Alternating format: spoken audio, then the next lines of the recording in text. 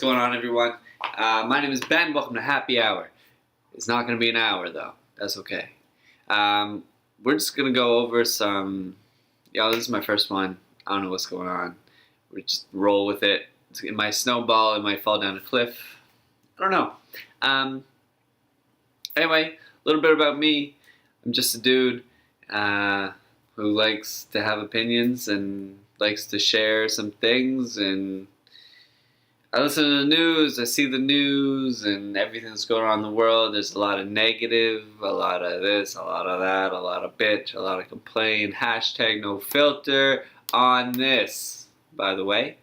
So basically I just want to bring in some positivity, I'm a super positive person. I like to be anyway. When I can, I try to all the time, and is what it is. As I go, I'm going to get more comfortable. As you listen, hopefully it'll be less ear bleeding, less visually.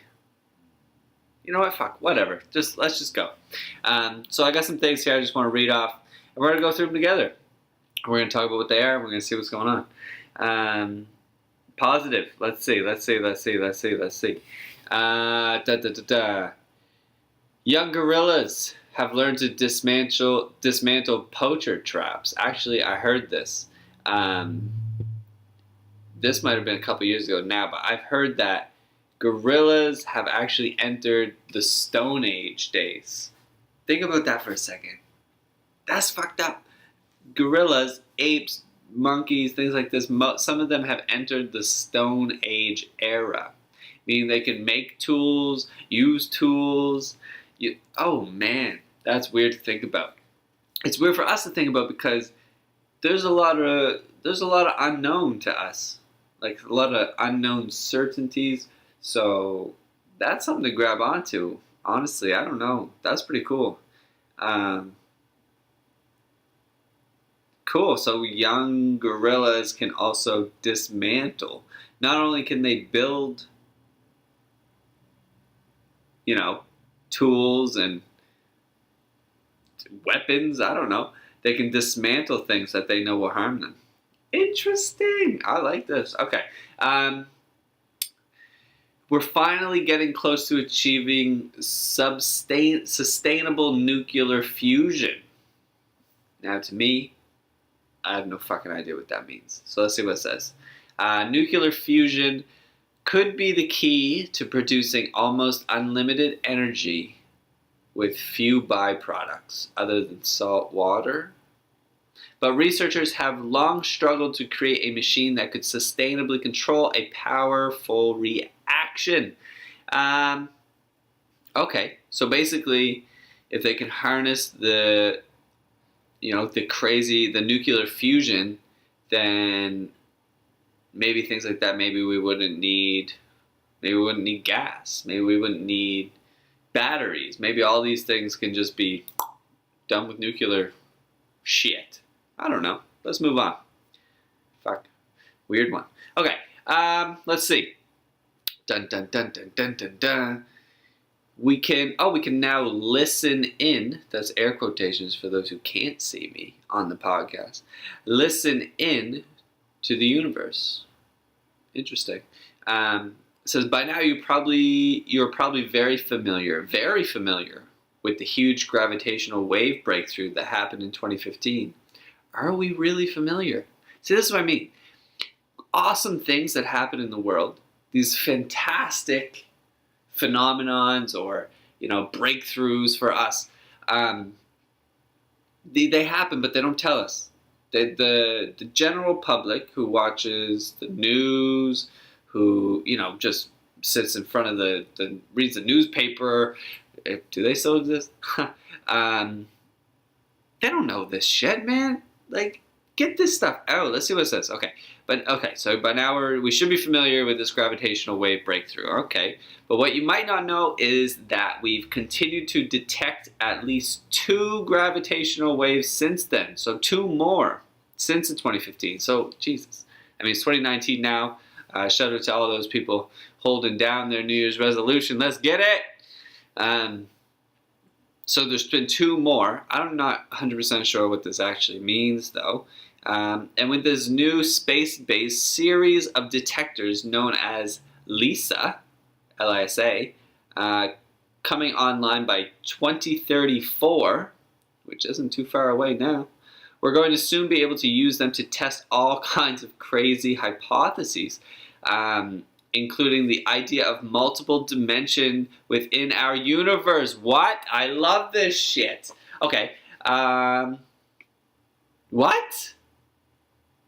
Yeah, I'm going to say that for another episode because I ain't gonna lie, I got some pretty badass theories, or what I think should be theories. This is good. This is my New Year's resolution to come in and do a podcast, do some videos, whatever it is. So check me out there too. I'll throw all of my tags at a later date. But yeah, that's another. I got fun stories for that one. Cool. Man, 2034. All right, look forward to it. Here we go. A couple of years. All right. We're getting really close to eradicating the second disease from the planet. Ooh. First, humans got rid of smallpox. Cha-ching! Now, we're on the verge of wiping out the guinea worm parasite. Again, I don't know if I've heard of the guinea worm. And I don't know if that's just me not paying attention or if that's lack of, letting people know. But it is a living nightmare that painfully erupts from people's skin. Erupts is not a good word. Oh. Okay. All right. Let's see. What else we got? Australia. I used to live in Australia. Thank you very much. Sydney, Australia. Shout out. Australia is on track to become the first country to wipe out one type of cancer. Oh, shit. See, this is another thing, man. I think they got cures for cancer. What'd they say? I saw this thing one time. They said it's more beneficial to treat somebody for 10 years rather than to cure them right away or something. I don't know. Sorry, I had to get some water. Everybody listening, you should be getting at least minimum, bare ass minimum, 3 liters of water a day. Everyone, check that off. Put that on your to-do list right now. Thank you. And we're moving on. So what is the cancer? Australia will become the first country in the world to eliminate cervical cancer by 2028. Nice. Again, not far. With a predicted rate of just 4 new cases per 100,000 people. Wow. And in just 2 years, it will be considered a rare cancer. Fuck yeah, Australia. Let's go. This is thanks to a comprehensive prevention strategy that started back in 1991. Look at this, man. Involving regular pap smears and, since 2007, free HPV vaccines for girls and boys since 2013. Last year, Australia also replaced pap smears with HPV cervical screening tests,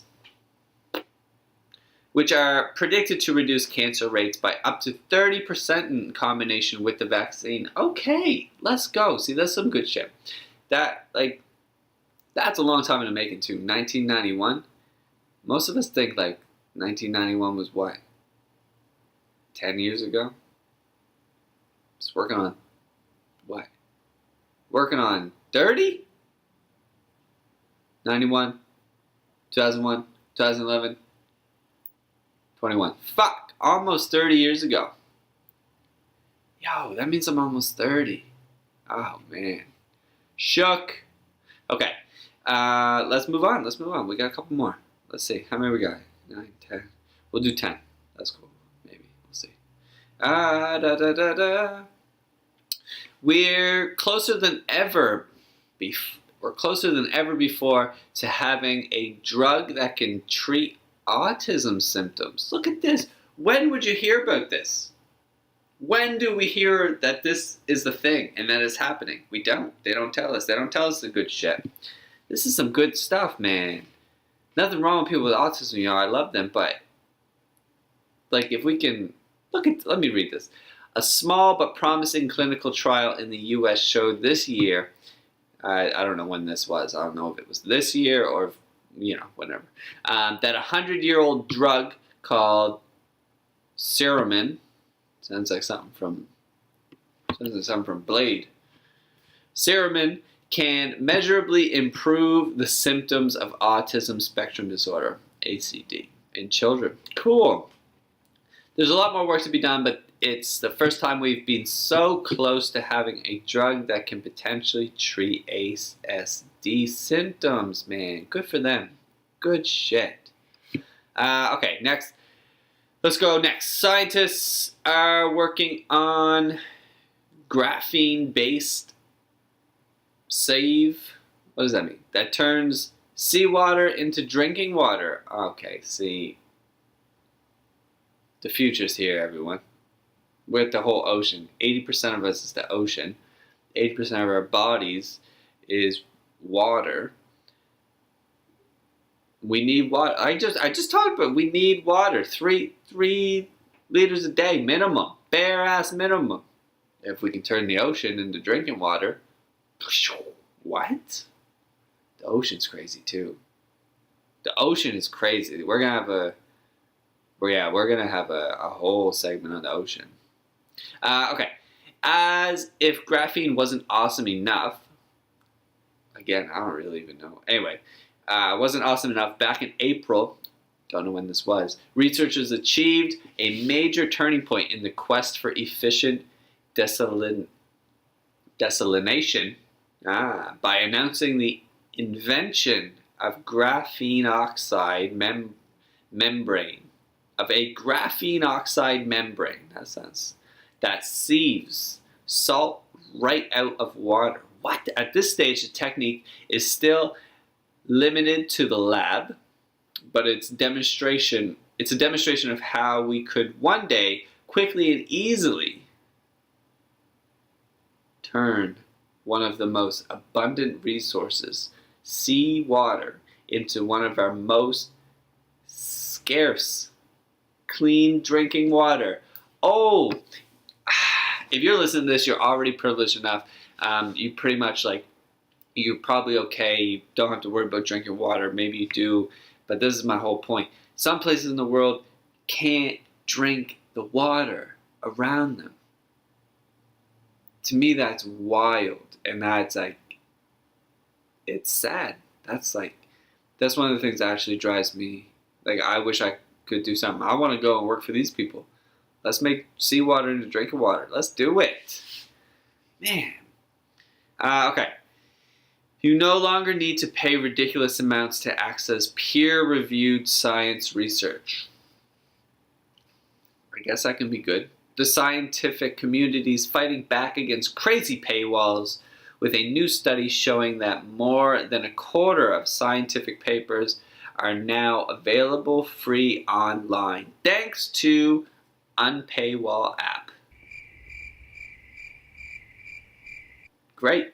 I can see how this could go. For people who are in the field or not in the field and want to know about the field, these scientific papers are now, I guess, are quote unquote declassified thanks to this app, if you will. I don't know.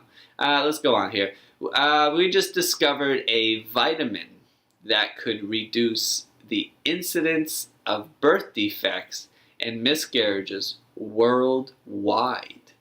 What? In what scientists are calling the most important discovery for pregnant women since folate. Whoa. A 12-year study has revealed that women could avoid miscarriages and birth defects by simply taking vitamin B3 during pregnancy. And that's it. It's one little fucking sentence for this worldwide birth What? So that's it. If you're pregnant, you take vitamin B3 and you're good. You have a good chance to eliminate miscarriages and birth defects. That's pretty cool, honestly. Women, so thankful for women, guys. If you're a guy and you're listening to this and you're a piece of shit, you gotta figure it out. Just figure it the fuck out, man. Get over yourself. Women are life, bro. So shout out to all the women listening, all the women watching. What's up? Cool. We'll have a whole thing on that too. I'm gonna do a segment on that about women and how important they are, and as us guys, what we can do to just help make the life fucking easier. They literally do everything. They carry 9 months. They will carry your child while you sit there, and there's no option. There's no argument. So we'll have a whole talk about that. I don't want to get too into it. Let's go. Number 10 for the day. Researchers are finally beginning to understand how we can repair spinal cord injuries. Wow, spinal cord. As far as I know, spinal cord is like, when you get a spinal cord injury, you're fucking done. That's it. You're out for life. I don't know.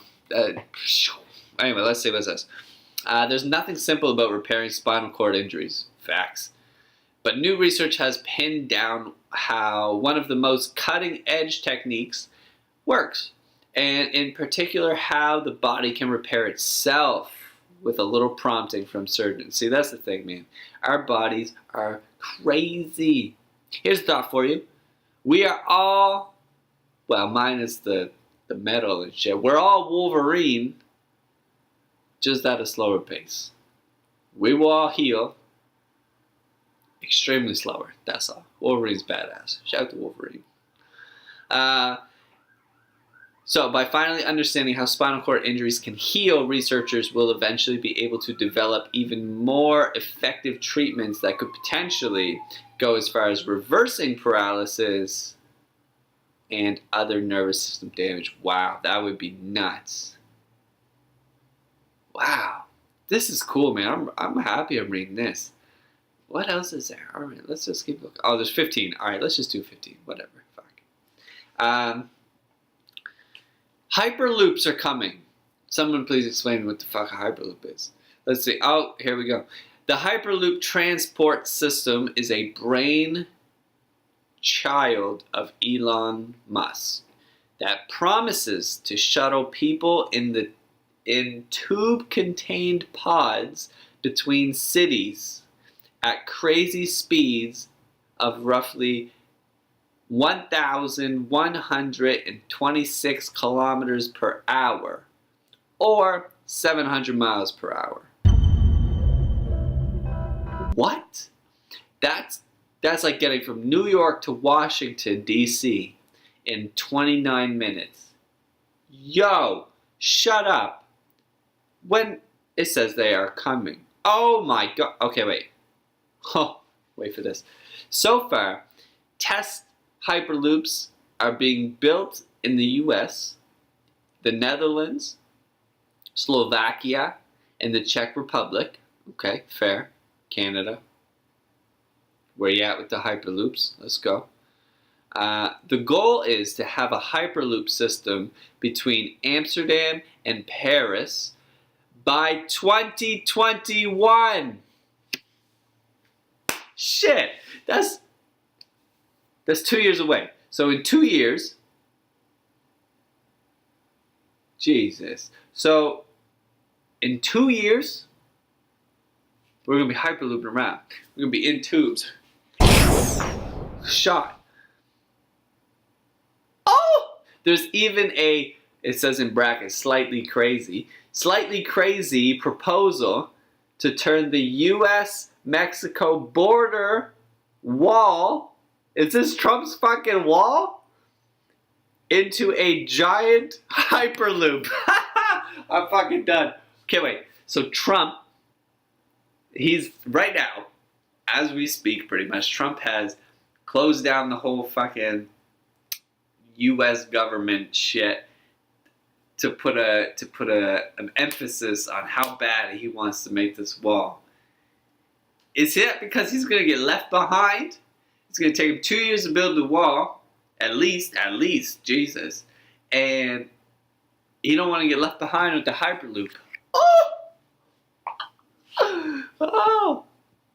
That's the craziest one on here so far. Wow! Tube-contained pods between cities. Or through a wall, or over a wall, or on a wall? I don't know. Okay. Wow. Alright, let's go. African wild dogs communicate with each other in the most adorable way ever. Sneezes. African wild dogs communicate with each other by sneezing. Scientists have observed African wild dogs in Botswana sneezing at each other in order to cast their vote on whether it's time to get up and go hunting. There's video footage of this, by the way, so if you want to look that up. African wild dogs in Botswana. You'll find it. Wow. So they sneeze at each other. Do you imagine if humans did that? If we had to make ourselves sneeze to do something. Sneezing's fucking rough, man. I think we overlook how crazy sneezing is. Okay. Scientists are fighting back against antibiotic resistance. The United Nations has declared antibiotic resistance a fundamental threat to global health, which some scientists predict would kill 10 million people annually by 2050. But we haven't lost the battle yet. Whoa. 10 million people and every year? Shit. At the start of this year, scientists announced, I don't know what year this was again. At the start of this year, scientists announced the development of a molecule that reverses antibiotic resistance in multiple strains of bacteria at once, making it one of the most promising advances we've had to date in the fight against superbugs. Dun dun dun, superbug. An Australian PhD student, Shu Lam, has the research community freaking out over a way to actually kill bacteria in the first place. Good for her. Him? I'm not sure who that is. Good for them. Without antibiotics. Right. So there we go. Good for her. She's developed a star-shaped polymer that can kill 6 different superbug strains without antibiotics, simply by ripping apart their cell walls. I don't know what that all means, Shu, but good for fucking you. I love that. Keep that up, because 10 million people every single year dying by one thing. Yo, that's a lot of people. Like, it don't seem like a lot of people, but it's a lot of people, really, when you think about it.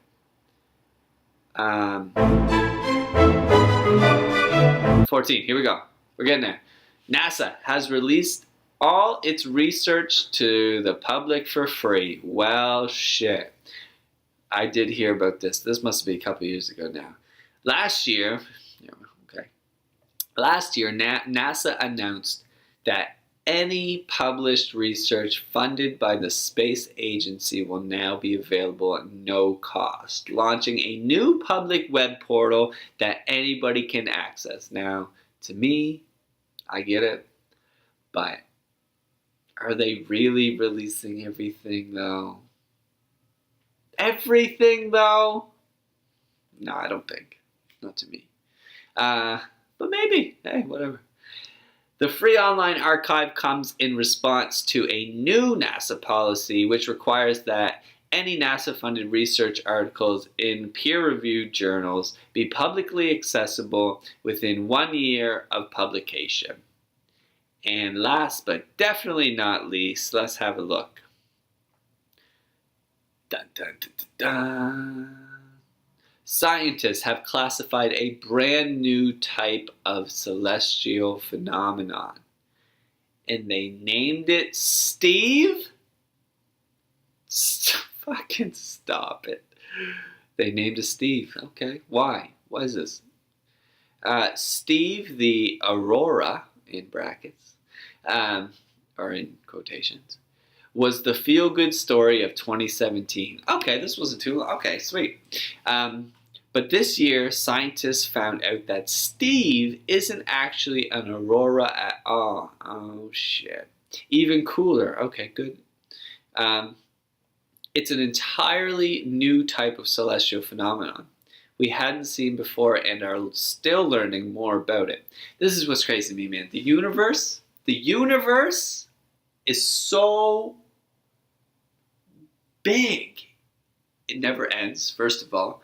And things like this, like, is it always changing? Or are things getting closer to us that we've never seen before? Gotta think about that for a second. All right, check it out. The new astronomical phenomenon looks like a ribbon of flickering light and has been spotted in the high latitudes of the northern hemisphere. Okay. And then it shows a picture of Steve in all his glory.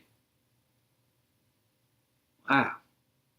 Go check that out. I definitely recommend checking out. Look up Steve the Aurora. I don't think he's not an aurora, but Steve in the sky? I don't know. Anyway.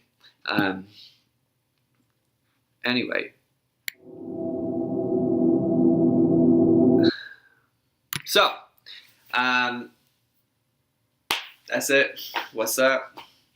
Episode 1 of, who knows? We're just going to hang out, drink your water, grab a beer, whatever. Yeah, again, my name is Ben. Let's get to know each other. Come on, comment, subscribe, like, do whatever you want to do. Just enjoy yourself. Smile today. Spread love and happiness.